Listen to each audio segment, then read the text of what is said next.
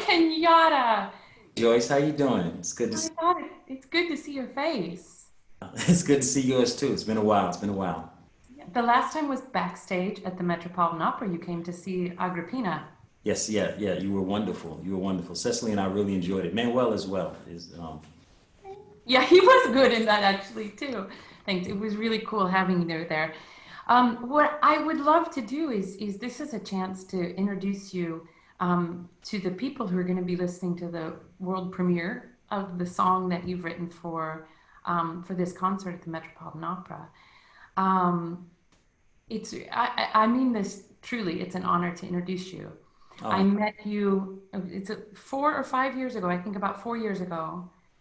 Um, Something like that. As part of the program that Carnegie Hall runs at the Weill Music Institute, Musical Connections, yes. and I came into Sing Sing prison where you were one of the men who was part of this musical program, and one of the original men in the program, having studied composition, performance, learning instruments, learning how to write music, and we premiered a duet together in a concert there with everybody there at Sing Sing, and it was just it was a life changing connection for me to come into Sing Sing to work with you men and to have that experience of being musicians together.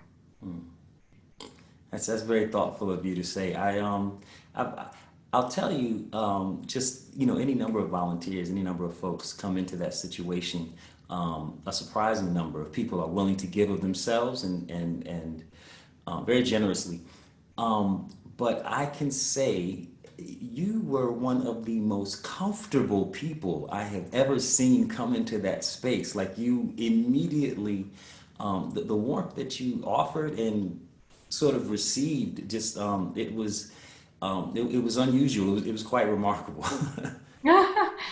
It's I mean, it was a strange day. We met in a workshop day a Mhm. week before we performed the concert, I remember. And I really didn't know what to expect, because it's one thing that struck me is that this was not a world that I knew. And it wasn't a world where I knew the rules and knew the codes and I wasn't sure what to expect. I think having performed in the opera Dead Man Walking, having portrayed the real life person, Sister Helen Prejean, I can't exactly say it prepared me for that, but I knew from the inside that journey of incarcerated people, of meeting as human beings, not as somebody from the outside and somebody from the inside, but as human beings.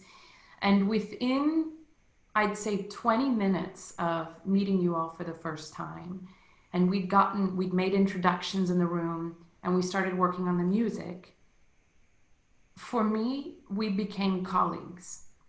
And that was because of the skill of you all, the willingness of you all, and my function there as a musician.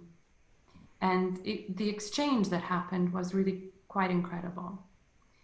So one of the things I would love to hear from you is I would love to hear you talk a little bit about the place that music has had in your life, but in particular, what it served you while you were there in Sing Sing, and what purpose it or what lifeline I imagine in a way it was for you. Certainly. Well, it's interesting that you would call it that, a lifeline. I think for me, and not just in my transformation of becoming, closer to the person that I want to be eventually, but just in general, music played such an incredible role. Art in general, but specifically music played such an incredible role. Like there were basically three tiers of my transformation, my growth process, and those were education, spirituality, and music. But the interesting thing is that music is so inextricably linked and threaded through the other two, as far as even my spirituality and being a part of the church and playing in the choir and these things, and how my thankfulness manifests itself, musically and then educationally. A large part of that education wasn't just, academics, quote unquote, but it was the education that was offered when Carnegie was coming in, when they were teaching these ideas. You know what? Here's a great example, the one I like to give. One of the teaching artists came in, and we were going over the lament form, that sort of chromatic um, walk down, and it was just it was something of almost an epiphany to hear articulated this understanding of a thing that I had felt. I mean, you understand what I mean? Of course you do. That when you hear certain music, when you hear certain sounds and patterns and melodies, you feel a particular thing. And sometimes we're not able to articulate what we feel. Being able to to have a language that allowed me to articulate that, and then learning how to communicate in that language, and then having folks like yourself come in and communicate in that language to receive this communication, to begin to do this sort of back and forth, this dialogue, this musical dialogue. As you say, it's very how quickly you felt comfortable. And I know that you and I have discussed this before, but it was incredibly edifying. It was incredibly validating for me and for us, because you so quickly and clearly took us very seriously. You know what I mean? And obviously, that's not necessarily a dig at anyone, but it's not. That's not always the case. Mm-hmm. And when you entered the space where you found us, and not just as a mean, not just in receiving the things that we were offering, but in giving honest critiques and honest help in moving forward, and with the clear, I wouldn't even call it an assumption. You just had a clear understanding that there was no reason we wouldn't be able to do these things that you were asking us to do, these things that you were explaining to us and understanding them. And that sort of footing is particularly validating. And I think we all need validation, but especially artistically, when I think at that point I'd been playing for, so it was about 5 years ago. So I guess I've been playing more or less for 20 years, right? I mean, that's, or a little less, but in a very guerrilla style. I mean, I got a keyboard shortly after I was incarcerated, because I realized I'd be there for a while. And it was a low level, very rinky dink sort of keyboard. It was almost a toy, but that was an incredible blessing, because there were other ones with bells and whistles that allow you to do certain things. This only did what you told it to do. So if you want a sound, you got to press a key, and that required me to become more in tune with the things that I wanted to express, to learn how to get those ideas from in here in and make them manifest in the world, through this means, as opposed to other means, which again, not saying that those things aren't valid, but they just weren't. I don't think that they would have served me as well as this did. So, but over time, moving through that, having that language, sometimes is a matter of consoling myself. Sometimes it's a matter of consoling the other men who were inside with me.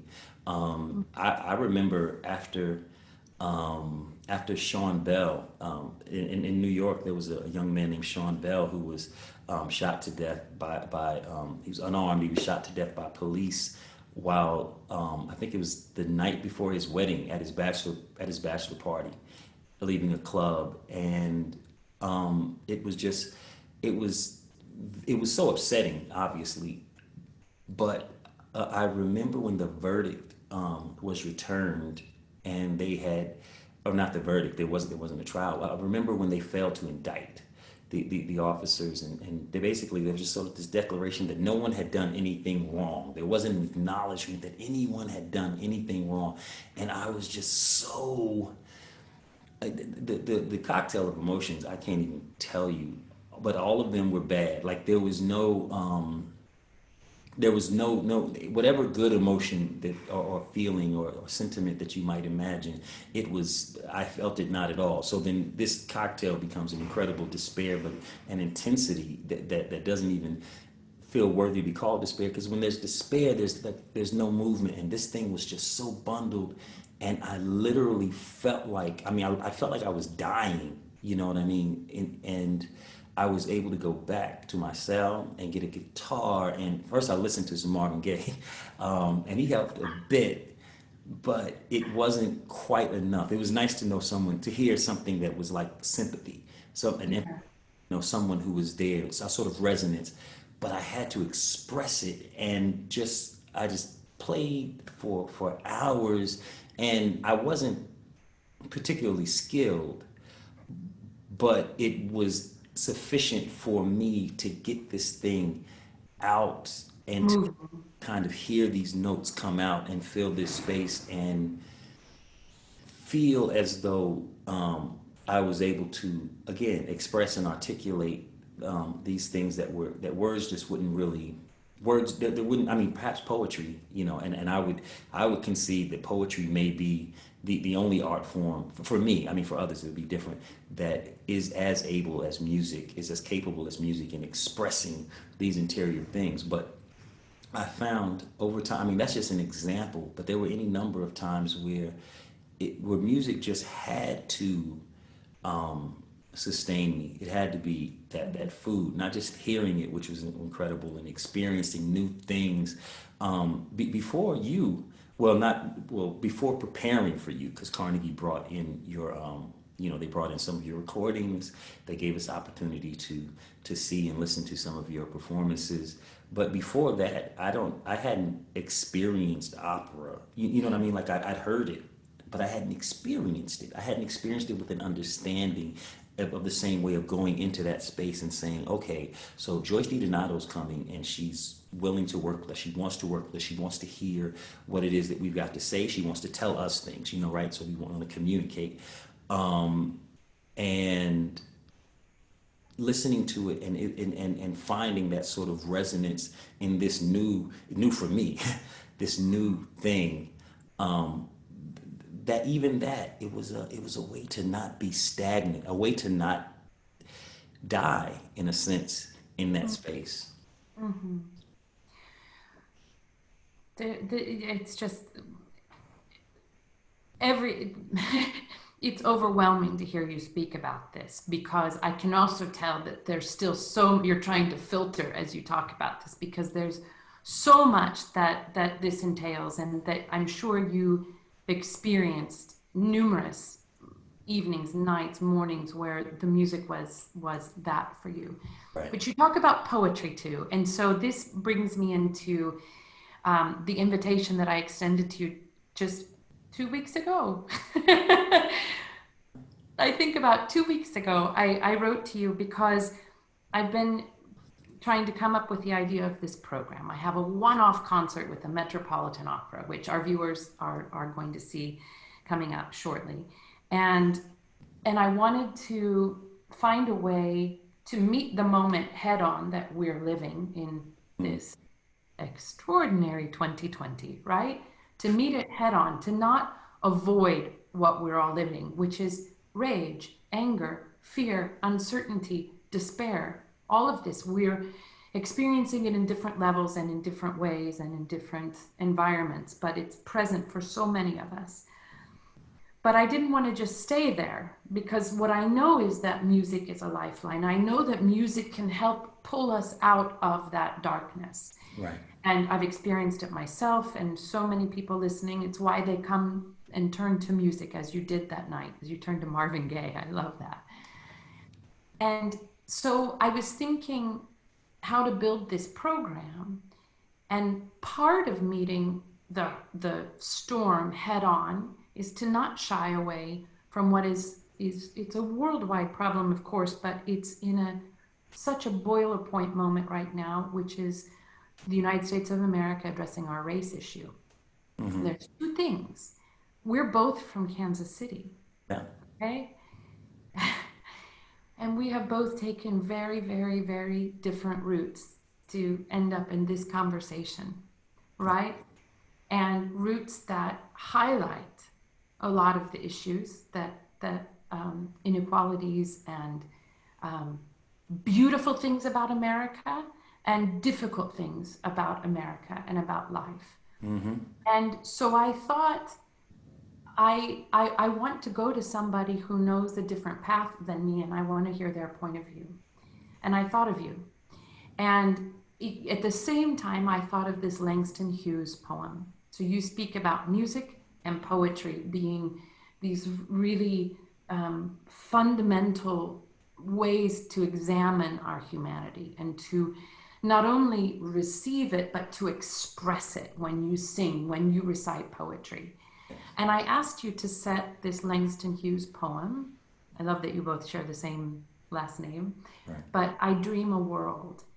And you've turned this around in just a matter of days. And I've been sitting at the piano here in my home in Spain, and I've been playing with it. And this is what I love about this art form of music is we're pulling the words from somebody who had his own experience. You know, he wrote this in the early 20th century. Two people from Kansas City from very different life experiences, and we're going to combine all of this and we're going to create a new piece of art and we're going to premiere it here on this concert for the Metropolitan Opera and the global audience. Can you talk to me just a little bit about, first of all, what you thought when I asked you to write, why you said yes, because you didn't take long to say yes, and then how you went about writing this, because I also know that you went through a lot of emotional journey in the struggle in the writing of this piece. Well, I said yes because and so quickly because frankly I just the opportunity to work with you is just great. I mean, never mind your skill and ability and accomplishments and those things are wonderful, obviously, and you've earned them. But frankly, it's just because I enjoy your company. I enjoy knowing how I and Cecily and some of the men that I've left behind in that space, in that place. It warms me to know that we are present in your thoughts when we are not present with you, and it warms me because you are present with me. Cecily and I mention you often, and it's just so that's a so any opportunity to work with you, I'm gonna jump at the opportunity. Um, and secondly, which is not quite the same, but kind of is, the opportunities that we've had to work together. Um, it's funny. I had a place for us. I took out a place for us. I can't find the finish score. I had to go back to the There is a place for us.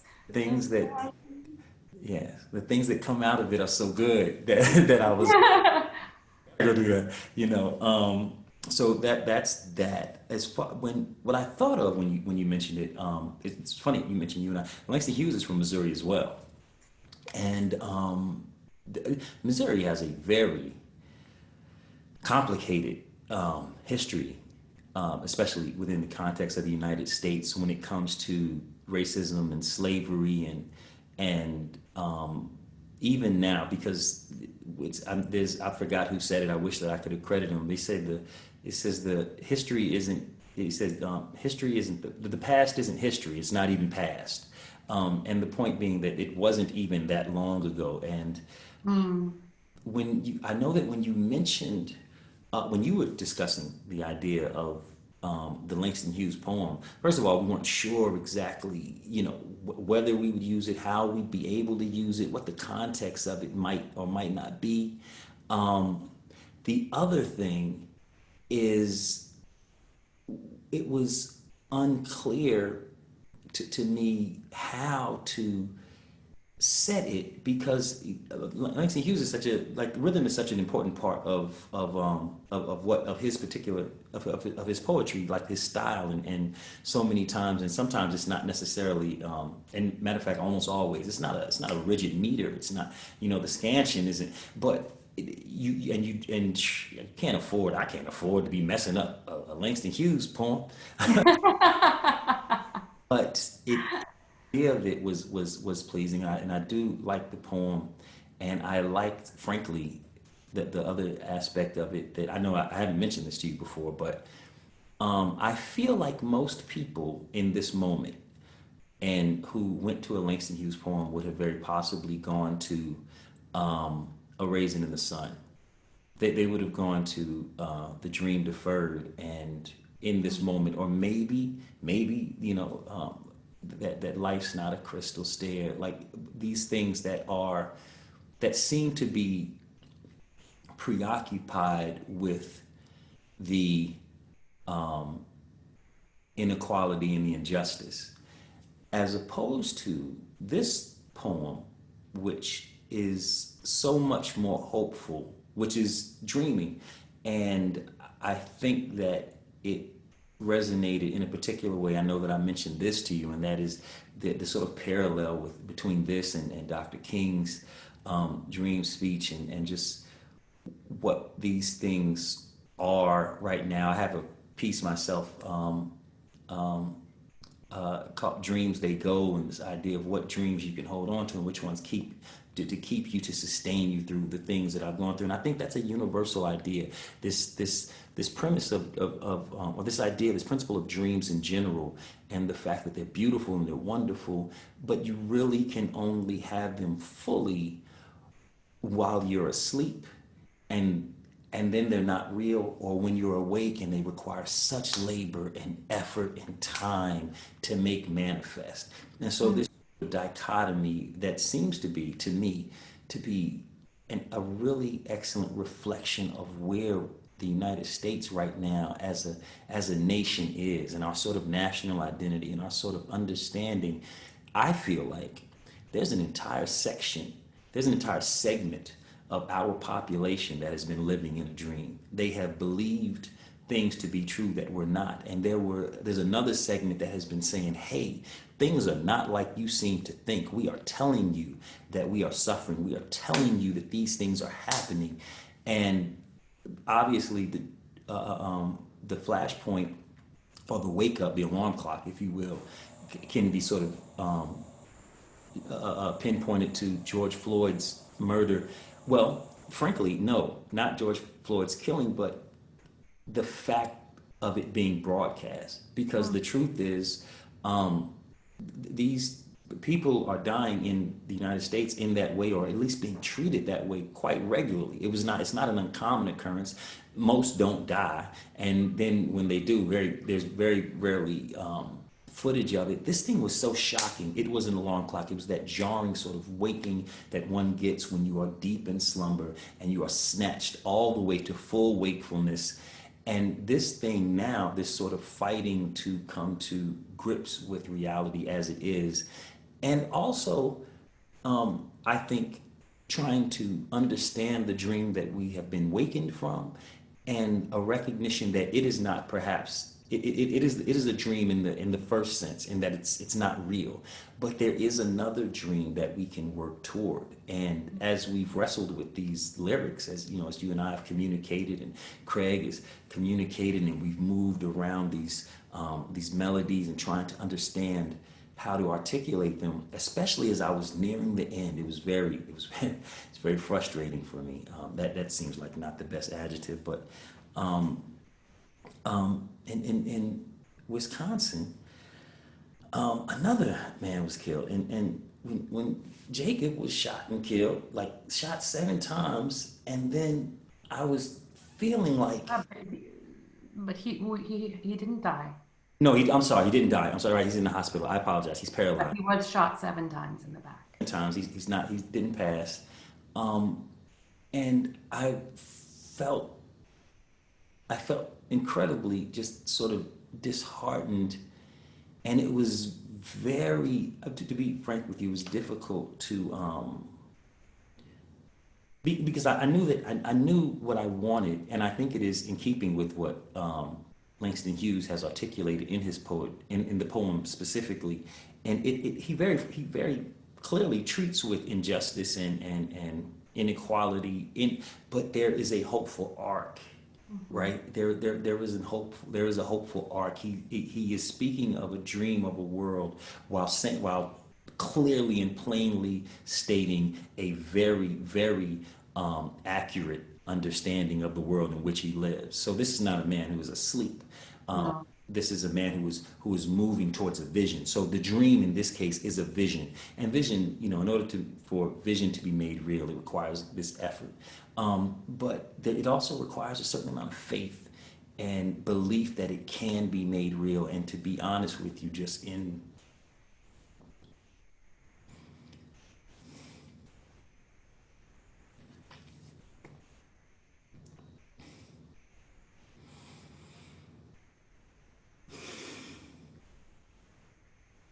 that moment, I'm sorry.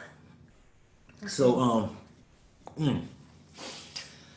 so to be honest with you, in that moment, I did not feel any particular faith that such a dream is attainable. Yeah. And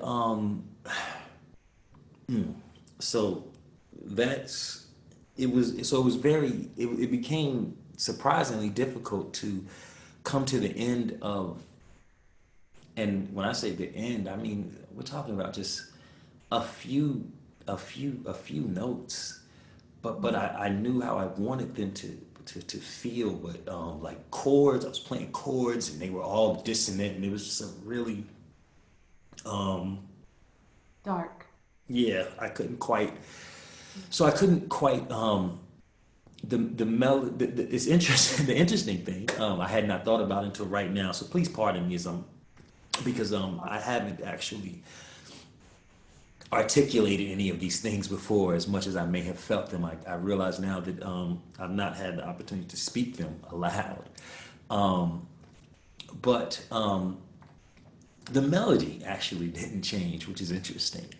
The melody was, for me, largely established early on, with a couple of differences in that there were certain places where, as I sang it, it went lower, and a certain sort of, well, my own individual sort of feel, and then as I was listening to your pieces, and I wanted to lift up certain parts, and they also gave it lifting them up gave it an interesting sort of hope in certain places.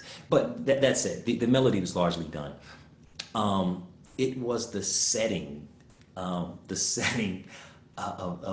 chords, which make them, which frankly, without context, the melody, it's just not, it's not full. It's not. The context is what makes it. Which of the, if you will, like if the context is the world, if the chord is the world in which the melody lives, the which of the notes the chord is of which the chord is composed that the melody plays along or chooses to avoid or finds itself in dissonance with or rubs against or lands squarely on, whatever these things, those are the things that really define the melody. Those are the things that define what the feeling is, because the very same melody can be sung or played over a chord progression that's major or a chord progression that's minor, and you come up with a very different thing. So that interaction is what is important, and I was finding that at the end, that interaction, it was very difficult for me to find a hopeful one, and I know the math, so I was able to play chords that were hopeful because that's what the math is, but they didn't feel honest, they didn't feel true, and Yeah. it was very disappointing. And this may seem, this is sort of conversely. So here's the weird thing: things have gotten so bad right now that I've become more hopeful. Ah. It's weird to say that, but it's because I feel like something is being lanced. I feel like things that have long been hidden in the dark and that therefore continue to sort of exude their toxicity, on this sort of low level and high level in some places, like there are spikes and whatever, but because it wasn't drawn out, I feel like there was a drawing out and exposure, the thing that will allow, they say that sunlight is the best antiseptic. And for this particular infection, for this particular condition, we have to see it in order to treat with it, in order to really, really come to grips with it. And I feel like what we are seeing right now is the exposure of these things that have so long lain within the United States and the very clear delineation of position. We have come to a point in this country, and I'm also seeing many protests and circumstances all over the world, frankly, where people are kind of presented with a very binary choice. Like we are presented with things to say, hey, this is bad or not. And like this is a defining moment of which side of this we'll choose to be on. And I think the reason it has become so volatile is that those who are standing, who are grappling and holding to some of these ideas, as though they were not bad, as though they were righteous or just, are kind of forced to do so blatantly, not be able, you can no longer passively or just pretend as though, no, we have to declare ourselves right now. And what I'm seeing is that, first of all, far more people are declaring themselves to be against these things. They are to be against these atrocities, to be for equality, be for justice. Many people are acknowledging, I didn't know.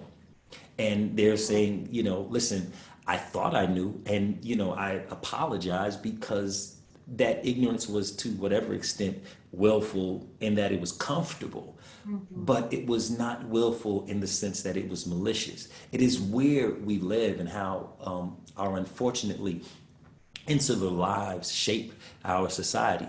But now that individuals do know, there are so many people. I spoke to a friend, I spoke to, frankly, my father-in-law, who during the 60s was in these circumstances, in the 50s and 60s, they were moving and seeing these marches and acting and making changes. And they were like, listen, the demographic of those groups that we were walking with were brown and black folks with a smattering of lighter complexions. But right now, it is, you can see entire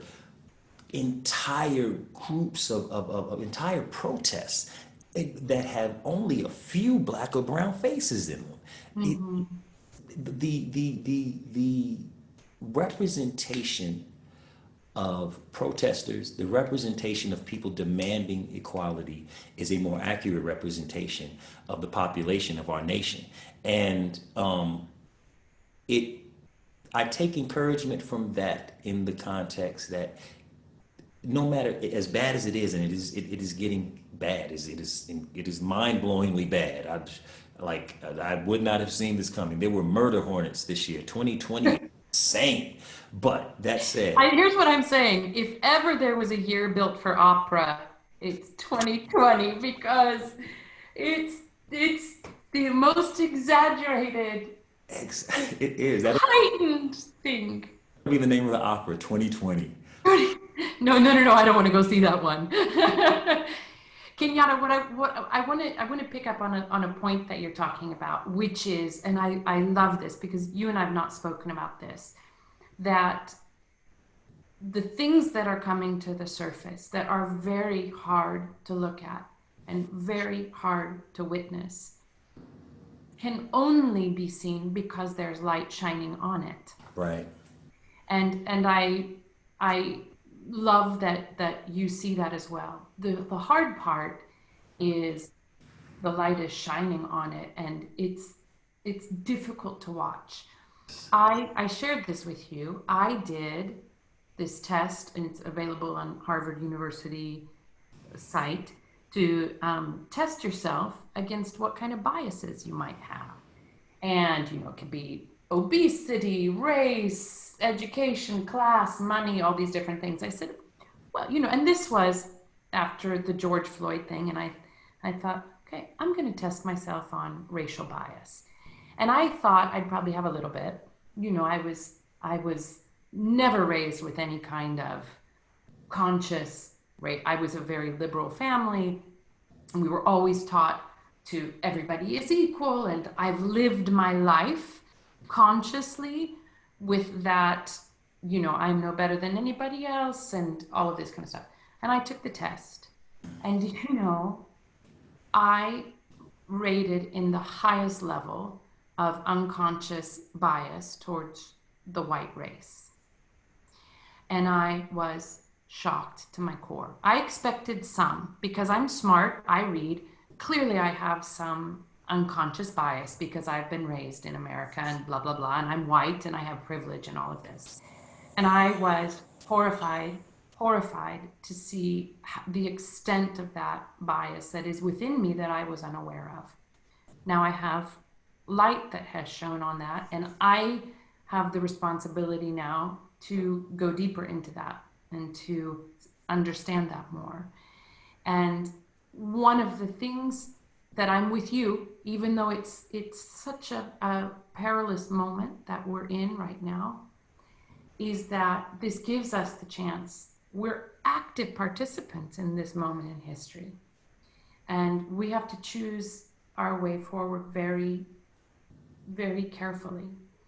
One of the things I hope to accomplish with this concert is, first of all, to come back into a place of hope, because I think not a naive hope, not a rose-colored glasses, not looking at the shadows kind of hope, Right. which I I can do very easily. That's my nature. I can go to that place very easily and stay above the fray. But I can't do that anymore. And so I want to really go into the eye of the storm and meet people where we are right now, as the journey that you took in writing this song is you stayed in it in the really dark moments and the difficult moments, and you finished it. You stayed in there. I want to show people that there is still hope, because without hope, we won't take any action. Mm. We need that hope burning within us, and we need to nourish it, and we need to protect it. And with that, we will still get up and do the next work the next day, take the next step forward in this world that we want to participate in, we want to live in. My hope as well is that we can start through this concert as well, is find some degree of unity, a unity within ourselves as we're looking at the dark and the light, and where do I fit into that, feeling both of these things, and oftentimes imbalanced. This is why I went to that poem of Langston Hughes, because we have to envision it before it becomes reality. Yeah. And we have to say the words out loud of what we expect and what we want. And what I love about the piece that you've written is it doesn't gloss over it. It stays in it because we're not there yet. We're still walking on this path. Yes. Where these things don't exist yet. But I dream of that, and that's where I'm walking towards. And I don't want to take too much more of your time, but I love that two Kansas City natives, Super Bowl champion Kansas City natives, that we can connect on this and and put a song out into the world, Mm-hmm. that now exists and will exist, that I think is a beautiful fingerprint at this moment in time, that will get people to think and to feel and to hopefully gain a little bit of understanding, a little bit of empathy, and a little bit of fire in the belly to work for that dream. That's why I'm so happy to have it featured here. Mm. I really I really appreciate your having called me. I appreciate this particular journey.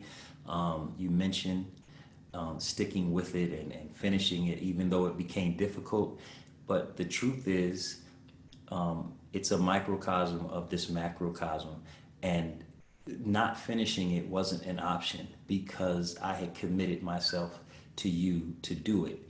And that, I think, is the heart of where we are. If we commit ourselves one to another, if we commit ourselves to each other to do the work, then even when things may seem to be a bit hopeless, they may seem a bit dark, the relationships will sustain us when, you know, what we see around us doesn't. I think that's something we're all learning in this quarantine time and this COVID time is that our connection with each other is what will bring us through here. This keeping everybody out doesn't make sense. Yeah. Kenyatta, I'm just thinking of a couple. I've got a producer hat on, and I'm thinking of a couple technical things. Huh? This conversation I can put up, and we can do it, and we don't have to edit it, which is really cool. It can stand alone.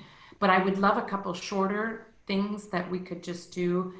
In particular, if we could have kind of a really sort of 20-second, 30-second lead into the song, because in the intermission feature, Right. this song is the first thing after the break when we'll be speaking. So with that in mind, we have to keep it on the short side. Otherwise, they won't use it.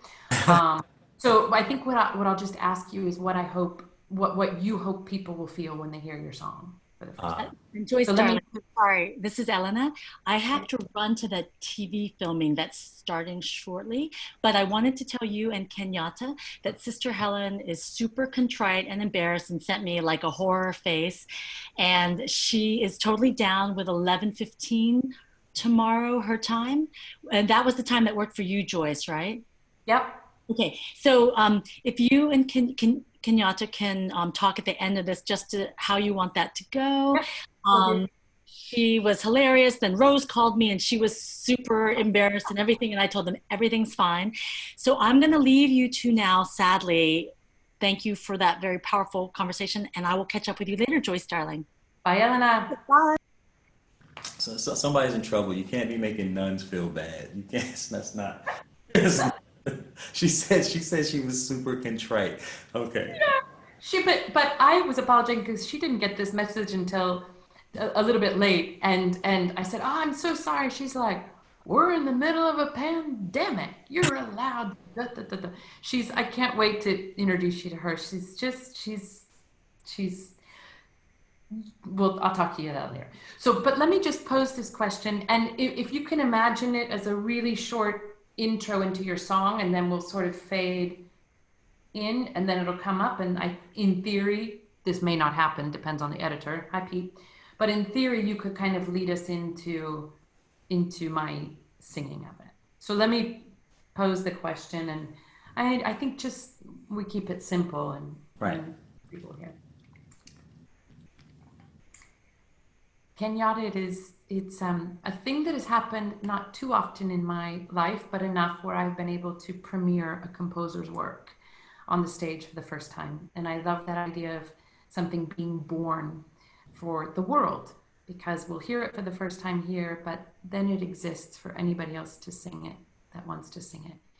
What would you like the listeners to take away as they listen to I Dream a World by Kenyatta Hughes?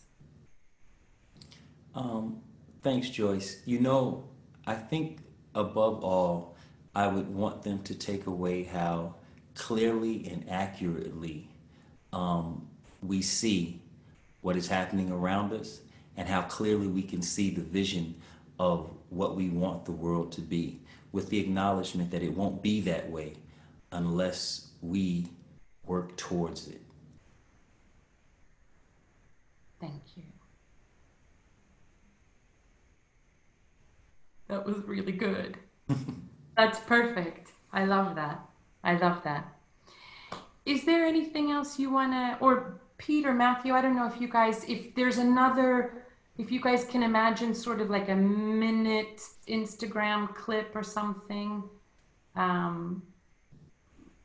like I don't want to diminish this Kenyatta, but also if we can give like um, like a minute kind of thing we can do on Instagram to introduce this song leading up in the week leading up to it.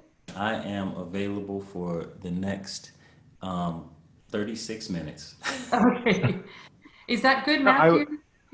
I was thinking of, if not to think as a promotional spot, but concise condensing your relationship and how this came about, how this commission came about, and say Mm-hmm. that we're doing a world premiere Oh, during okay. during but just what the topic of that is, but how that all came about within a minute, maybe. Okay. As like a standalone kind of thing. Okay. Um, okay. It's a real pleasure for me to introduce you all to a wonderful composer and really a good friend and an extraordinary man, Kenyatta Hughes.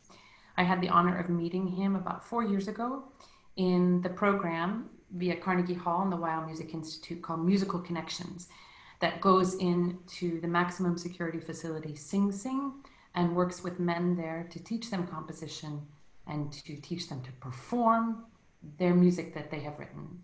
And they were brave enough about 4 years ago when the prospect of having an opera singer come and sing music that they were writing, they said, yeah, we'll do that. And I'm forever grateful because it has been so life enhancing and life changing for me. And Kenyatta, I called you about 2 weeks ago and I said, I have a huge favor. How do you feel about writing a song for my concert on the Met Opera stream? Uh, yeah, and I said yes. I feel great. You did. That's I'm so glad you did. I feel like that would be an incredible opportunity. Not only the opportunity to do something of worth and import, but also to work with you. I really enjoy, I really enjoy working with you, even if we're not able to be physically present one with another. You bring out the best in me as a composer. Uh, well, I tell you, you're gonna make me, which is a good thing, make me work with this song, but also already working on it and sending you back. We've been going back and forth a little bit with ideas, and it's been such a gift for me in this what has been kind of a barren desert of creativity these last 6 months. And it's been such a joy to feel those creative juices going while we work to create something. So tune in September 12th.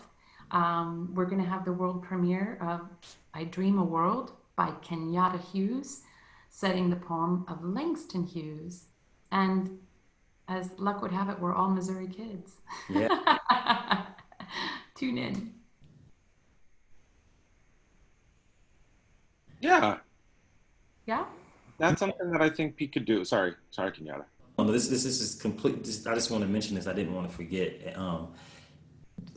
Joyce, your grabbing just that word, just that A to the was perfect. You understand what I'm saying? It allowed because was the word, but it felt overused. But by changing that A, by making it specific, it changed the nature of the word dream, so that each of those times it occurs, those first three times, it means something different. You see what I'm saying? So that was. Thank you so much for that. That was Oh, I really. love it.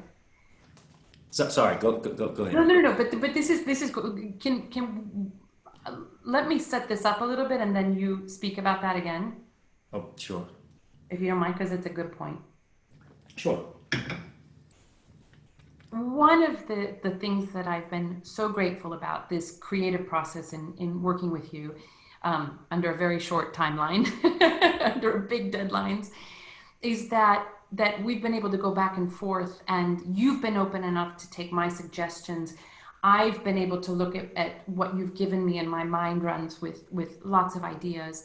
But I had a question because you wrote some text at the beginning of the Langston Hughes poem, and it didn't quite connect with me, and we went back and forth a little bit.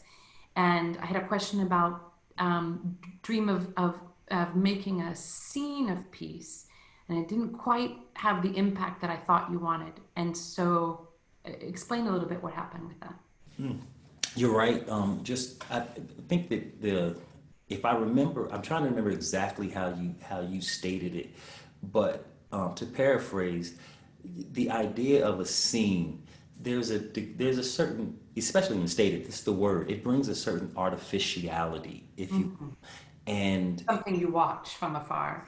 you watch from afar, and that removal, that connotation of removal, was I didn't want that. But the difficulty that I was having as a lyricist was that in that intro I had used the word dream um, already, and there were certain places where it had to be dream. But for me, when in originally writing that little part, the word was dream again, and I felt like, and this is just goes into this whole um, self doubt and different things. I said you can't keep using the word dream over and over. That's not allowed. I don't know. Yeah. That's against the rules.